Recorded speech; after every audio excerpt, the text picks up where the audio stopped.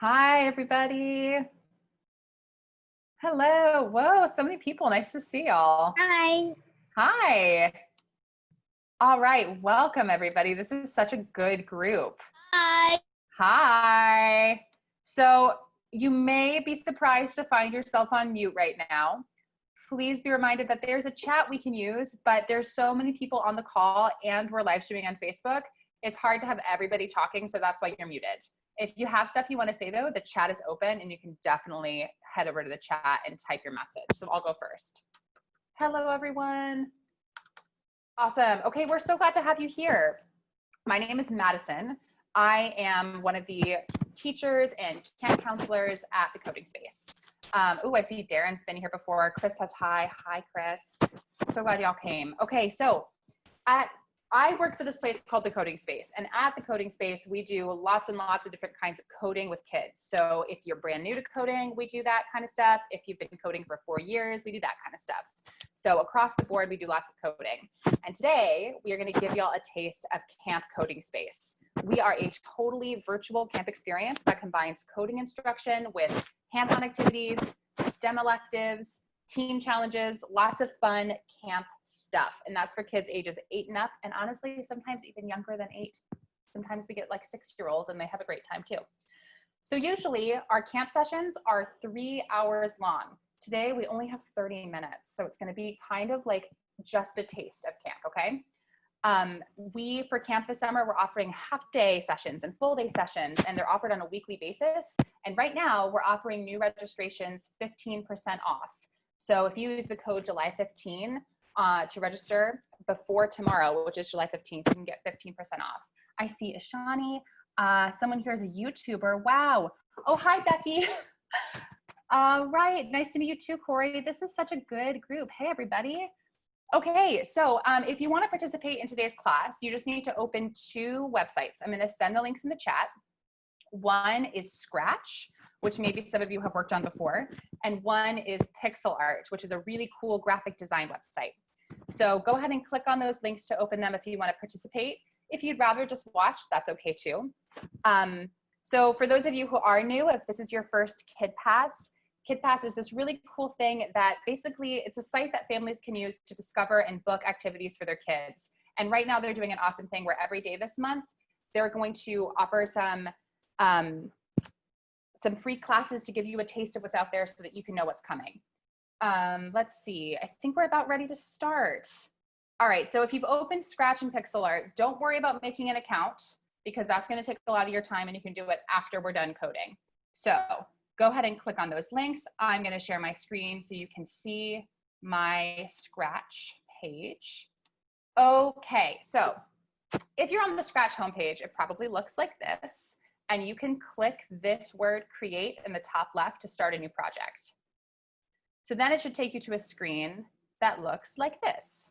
We've got a Sprite down here, we have this big empty space, and then we have all of these blocks. If you've worked in Scratch before, you know that this is your code. But if you haven't, let me just walk you through some of the basics. Here on the left side are these colored dots, and these are our menus. So they have names like motion, look, sound, all that stuff. And when I click through them, the blocks they offer change. Okay, so we're gonna be using lots of different menus in our code today. All right, the first thing that we're gonna need to do today is get the video sensing extension because we are going to code a game that uses video sensing. So if you click on the bottom left, this little tool down here, it's gonna take you to a new page where you can click on video sensing, which is right there. I know that I might be moving kind of fast, but while you're trying to work on the screen. So if you get really lost, just try to catch up. And generally speaking, you'll be able to work on this more after we hang up the call. Okay, so I've gotten my video sensing extension. There are all these new blocks, very exciting stuff. And now we're gonna get started. So the first thing I wanna think about is, what do I wanna happen in my game? Like, what's the point of this game? What do I want people to do? And in my game, I want people to use their video sensing to catch the cat, okay? So let's see, it looks like maybe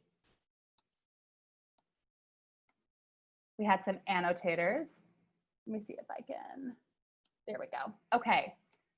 All right, so I want cats to fall from the sky of my game and then I want to catch them and get points for it. So that's what I'm going to make happen. I'm going to start by going to events and getting the event that says when the green flag is clicked. This is how a lot of games start in Scratch.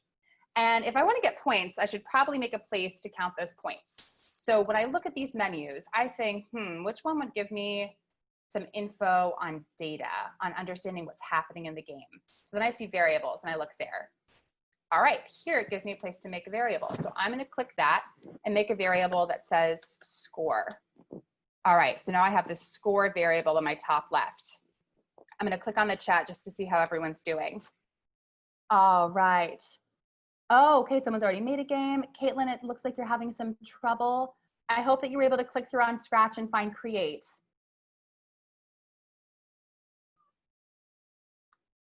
Okay, so let's see. If you didn't have a Sprite, if that was the problem, you can come down here to this bottom section and click there to get to a library just to pick one out. So we could click this balloon and you could have that Sprite and you choose that down there if that was the problem. Let me see what the chat says. Yes, you should be able to find video sensing. If you can't find video sensing on your device right now, you can just watch to see what I'm doing. There's still going to be lots of cool stuff you can do without video sensing that you'll be able to follow along with. All right, so I have my score variable. I want to make sure that when the green flag is clicked, my score says 0 because it's the beginning of the game and nothing has happened yet. So there we go, set the score to 0. And I also want to make sure the video is on. So I'm going to come to my video sensing menu and I'm going to say turn the video on. And I want it to be a little bit brighter. Right now I'm kind of faded. So I'm going to set my video transparency to 0. So when I click on the green flag, I'm brighter. There I am. All right. So once I do that, I'm going to start thinking about how do I get more than one cat to fall from the top of my screen all the way down. And in order to get more than one of this sprite, I have to use something called clones. So I'm going to go to my menu and I'm going to look for the word clone. Oh, there it is. Create clone of myself. If I'm going to create a clone of myself, what should my original sprite do? Anybody know? Ooh, okay, someone found create. That's awesome. Thanks, Leah. Great. So when we do clones in Scratch, we want our original sprite to just go away. It should just like be hanging out in the background. So we're going to tell it to hide. So I'm going to say forever, which is a loop. And this means that the code is going to check in on this command over and over and over again to make sure it's happening. So forever, hide, and create a clone of myself. Now I'm going to tell my clones what to do when I create them. So when I start as a clone, that's in control. What should I do? I should go to the top of the screen. So if I want to make my sprite move somewhere, I go to the motion menu. In Scratch and in all programming, we talk about the positioning and the location of our scratches, our characters, using the Cartesian coordinates. So hiding inside the screen is an invisible y-axis, which is vertical, and an invisible x-axis, which is horizontal. And you can see more about that down here with these little arrows and X and this number, and the same thing for the Y. That's describing where Scratch the cat is. So when I drag Scratch to the top right of my screen, those numbers change. And that helps me figure out where exactly he is. So if I want him to go all the way up to the top, like super far up, like how far up can I get him? Whoa, okay, now his Y position is 196, but I want him to appear like randomly on the X position, so I'm going to make that happen. I'm going to do that by going to this block. I'm going to drag it on over, and I'm going to make this one say 196, so he's really high up. And then I'm going to go to my operators for a block to randomize the X position, like this. And the range of that is going to be -240 to 240. So when I start as a clone, I'm going to go anywhere I want at the very top of the screen. And then I'm going to show, right? We got to tell the sprite to show up. So I want the sprite to show, or the clone to show, and then I need to make it fall. So we're going to use a forever loop again, so the code happens more than once. And we're going to change the Y position of the sprite so that it's falling down. So change Y by, this says 10. If I'm changing it by a positive number, do you think it's going to go up or do you think it's going to go down? Corey says up. You're right. So Chris, I see you're still confused about the video sensing. If you come down to this little blue block in your Scratch screen and you click on it, you can download this extension, video sensing, just like that. And then it becomes one of your menus. I hope that helps. But yeah, Corey, you're right. It would go up if we kept it a positive number. So we're gonna make it be a negative number, -10, and we're gonna put it inside this forever block. All right, I'm gonna press the green flag to test it. It's always important to test as you go to see what's happening. Whoa, look at all those cats.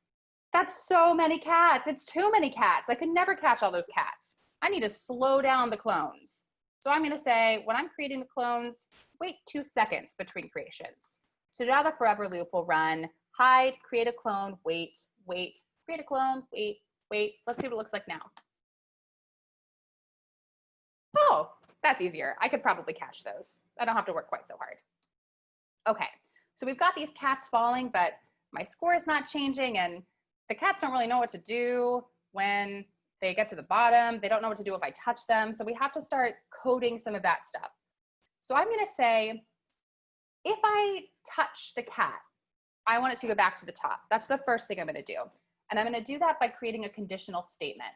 So we use this awesome if-then block to make all sorts of things happen. I'm gonna go back to video sensing because I need to talk about if the video motion on the sprite is happening. We have to talk about if it, and the way that we talk about whether or not it's happening is gonna be by comparing it to a number. So we can see this cool hat block that if the video motion is greater than 10, this would help it, this would be the block to use if we weren't using clones. Because it's saying if you're sensing more than 10 amount of video motion, which is only a little bit, then do something, right? There's space to make something happen. But we are making clones, so we're gonna have to put it inside the clone script. So I'm gonna say, if the video motion on the sprite is greater than, let's try 40 and see what happens. If it's greater than 40, then I want it to change my score for sure. I definitely want to get a point. So I'm going to the variable menu, get a change my score by 1, and then I want to send it back to the top. So I'm going to get another block like this one to make it go back to the top. But I don't have to go back and get everything. I can pull it out of the script, 2-finger click, and click duplicate. And now I have 2, so I can put that one in where I need it. I'm going to reattach this. Here we go. Okay. So now let's see what happens when I touch the cats. Let's see if my score changes. My score is changing, and the cats, they're going up. This is awesome. I feel like I'm dancing. Whoa. But if I let it touch the ground, does anything happen? The cats just stay there. The game doesn't end. I can still get points. How do we lose this game? Let's see if we can figure it out. I want to say that if the sprite gets all the way to the bottom of the screen, so if the Y position is really low, that means that I didn't catch the cat. So I'm going to make another conditional statement, and I'm going to say, okay, if the Y position of my cat gets really low, so I'm using an if then I'm going to operators and getting a less than symbol. Then I'm going to come to motion so I can talk about my Y position. And if I want it to be really low, I'm going to say less than -180. If the Y position is less than -180, I want to broadcast a message.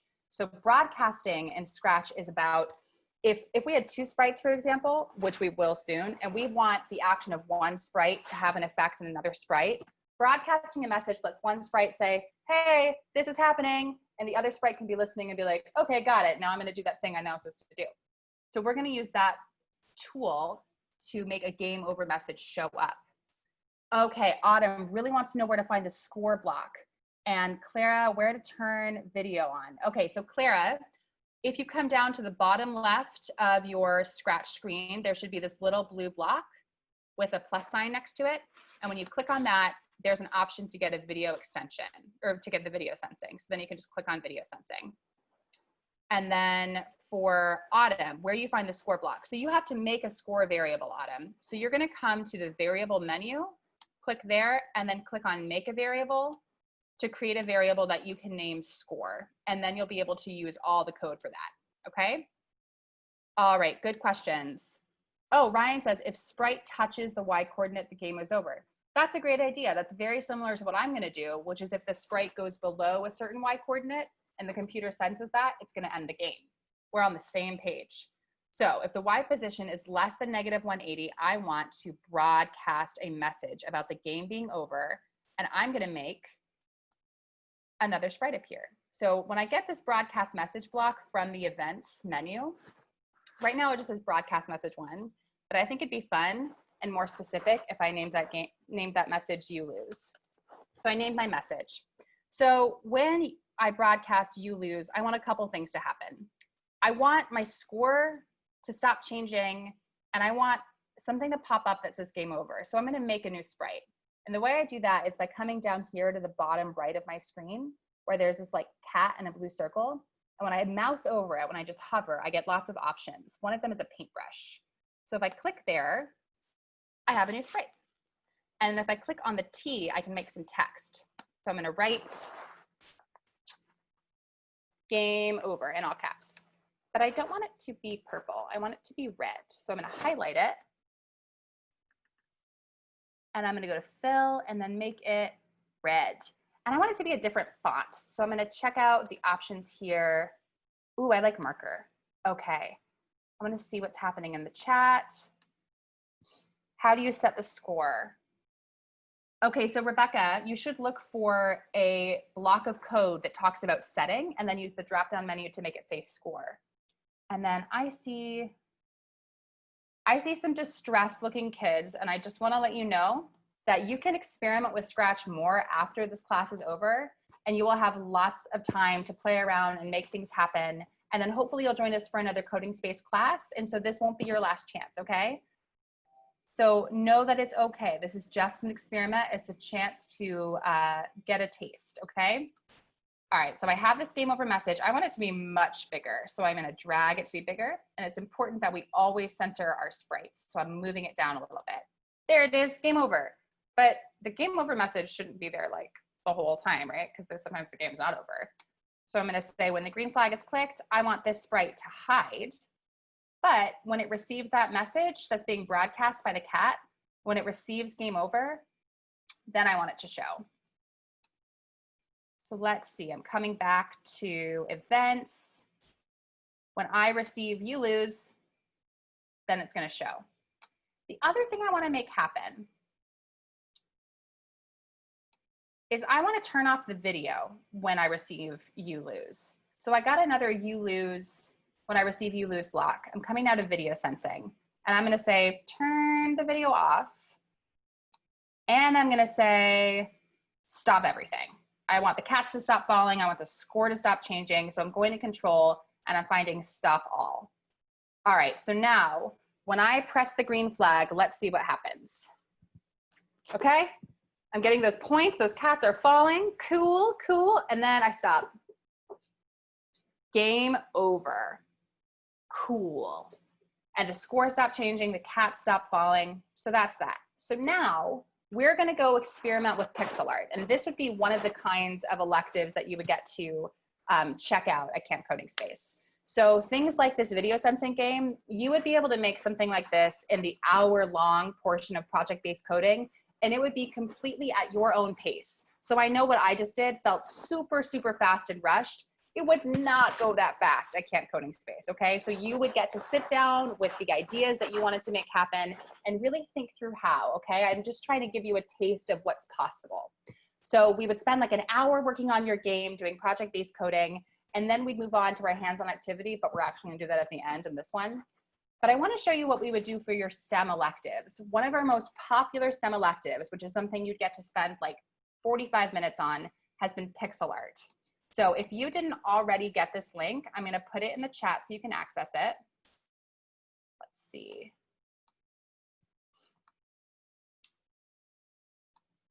All right. There we go. Oh, that's just to Caitlin, sorry. Someone said I'm frozen. Can you give me a thumbs up if you can hear me? Thank you. Someone give me a thumbs up. Okay, so hopefully folks can hear me. I just sent the pixel art link. Can I get another thumbs up if you can hear me? I'm just trying to check everybody. Awesome, great. Okay, so follow the link to pixel art. And once you're there, you can just click start drawing. We're not gonna deal with making an account today. I just wanna show you some cool tools. So once you get to this screen or a screen like this, find wherever it says new drawing and click on that.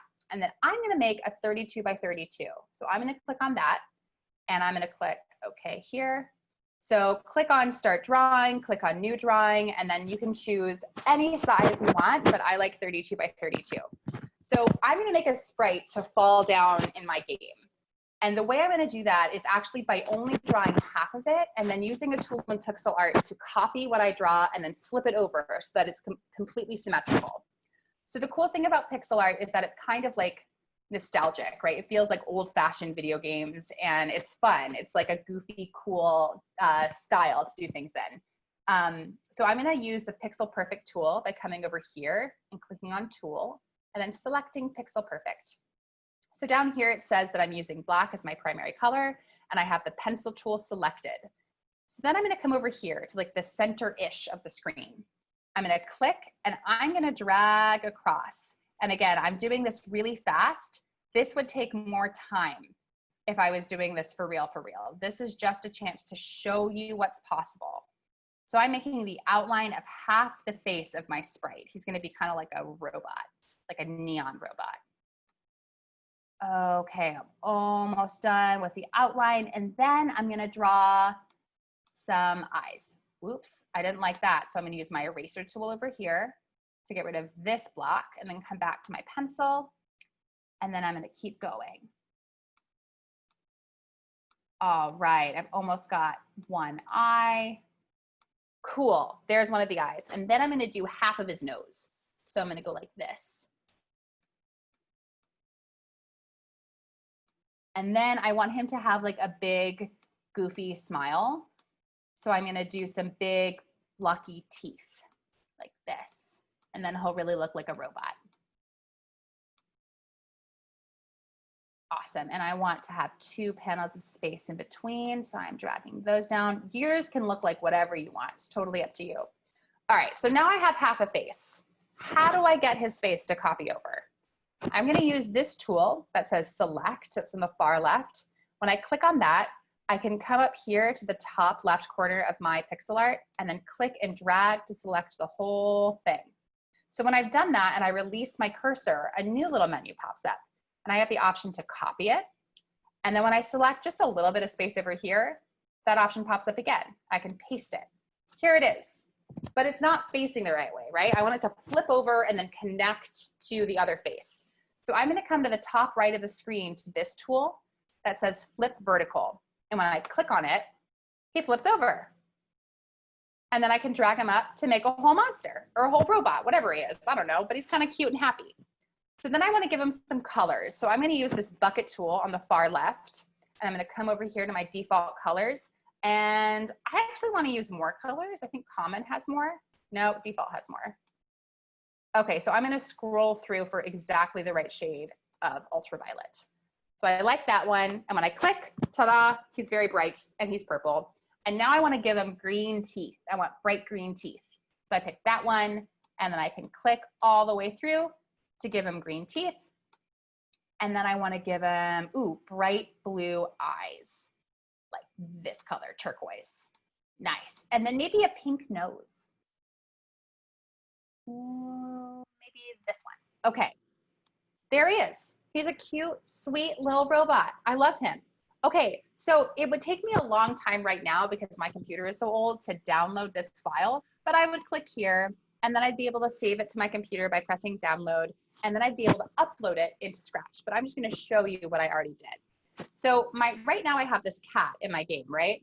I'm catching this cat. Uh-oh, I didn't turn my video on. There we go. I'm catching this cat, but I wanna catch my robot. So I'm gonna come to the cat sprite and I'm gonna go to the costumes tab. And you could come down here to this little cat face, mouse over, and then use the upload costume tool to upload the file that you just downloaded over at Pixel Art. I already did that. There he is. This is the one that I made last night when I was thinking about doing this with y'all. So there he is. Now he's a cute little robot. And when I play my game, I've got robots falling from the ceiling that I'm trying to catch. Oh, but I didn't get him that time. Okay, so now I'm gonna stop sharing my screen and we're gonna move on to what would be the hands-on activity part of Camp Coding Space. Camp Coding Space really believes that when we move our bodies, we are better at everything we do, right? So you need to give your bodies breath, you need to stretch them out, you need to give them movement. All of that helps you be a better coder. So what we are going to do now is some Pokemon themed yoga.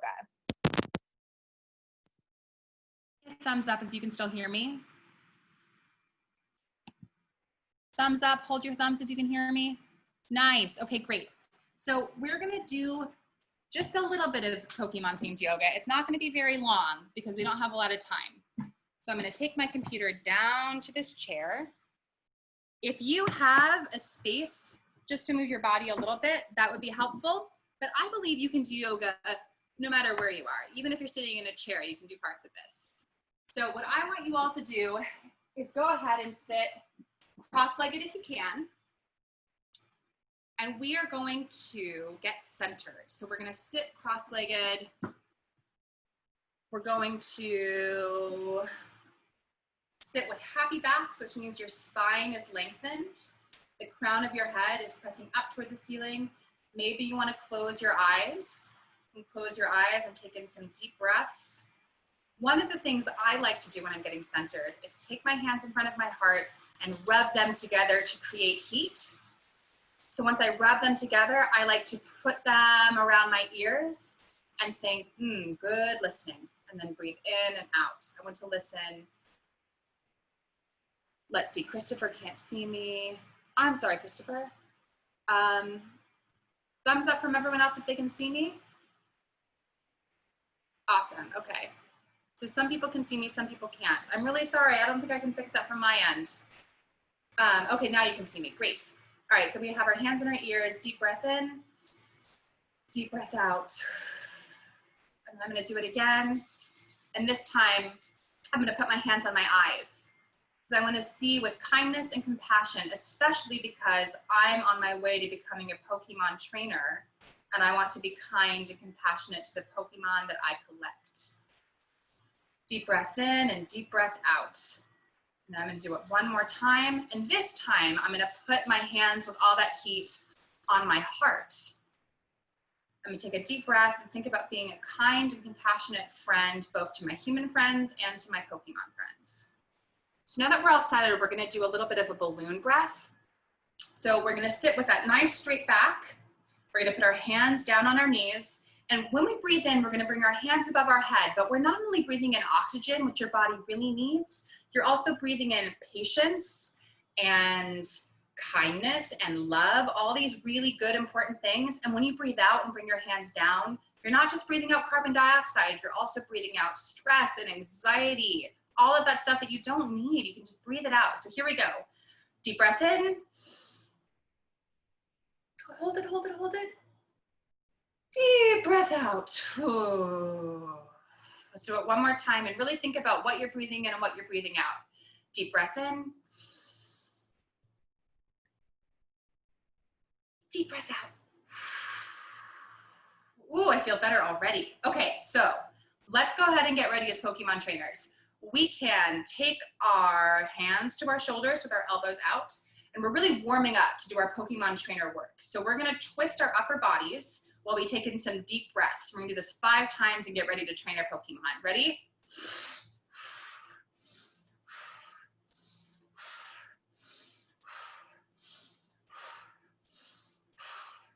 Ooh, that felt good. I feel ready to train some Pokemon. I feel so ready. I'm gonna get my hair up because I take my Pokemon training very seriously. Okay, so now we're gonna do some Pokemon poses.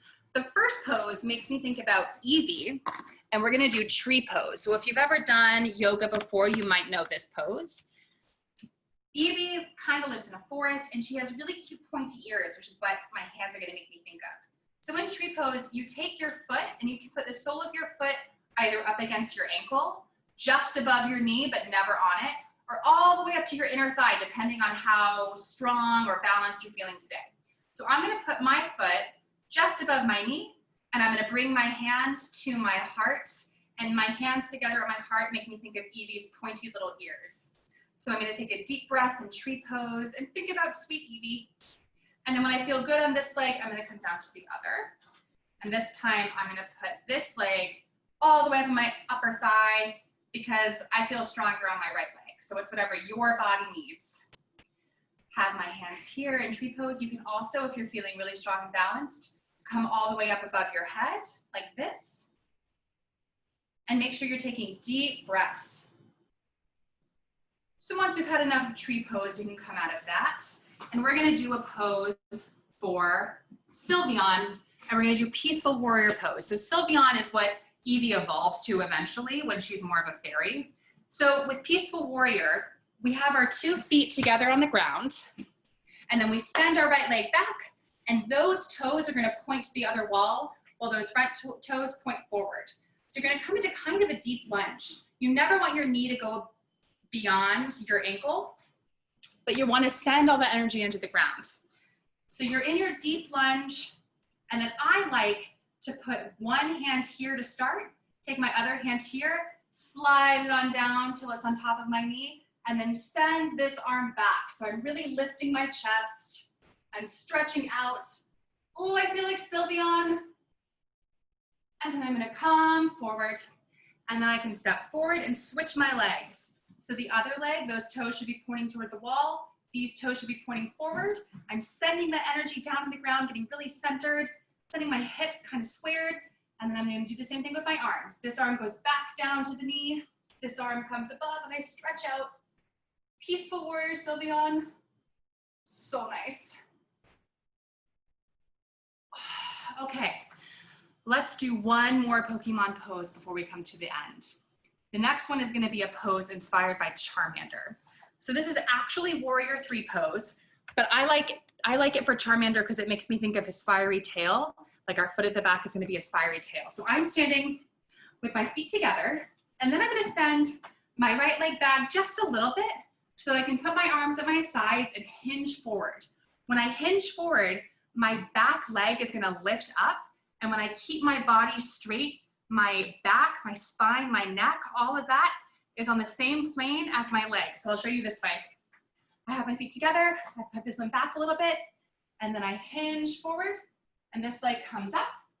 I'm looking down at the ground, and I'm sending energy out of the top of my head and the back of my foot like fiery Charmander. My arms are at my sides. Oh, such a good warrior pose. This is Warrior 3. And then we can do it with the other leg. So I come here, I send this leg back a little bit, and then I hinge, and I bring that leg up as I bend over, sending that energy out of the top of my head to the back of my foot, fiery, fiery Charmander, and then I can come forward. Now comes my absolute favorite part of yoga, which is where you get to get back down on your mats, and you get to go to Shavasana. Shavasana is where you lay down, and you get to really feel your body and feel what changed in it. So if you have a spot to lay down, go ahead and lay down, close your eyes, get comfy, however you want to lay down. And I want you to think about what you learned today, right? You learned a lot about coding. You learned about a cool tool called pixel art. You probably tried something new. Those are all brave, exciting things. You've had a big half hour. Go ahead and lay there and say, thanks, me. Thanks for trying something new. Thanks for going out on a limb. That feels good, right? And it was fun. I hope I had fun. I really like coding. I really like science. I see that Adam sent a cool game.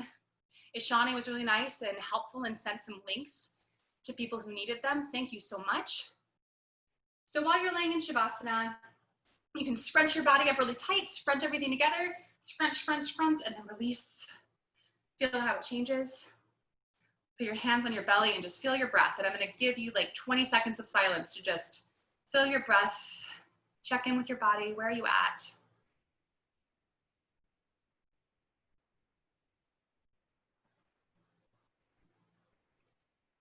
Cool.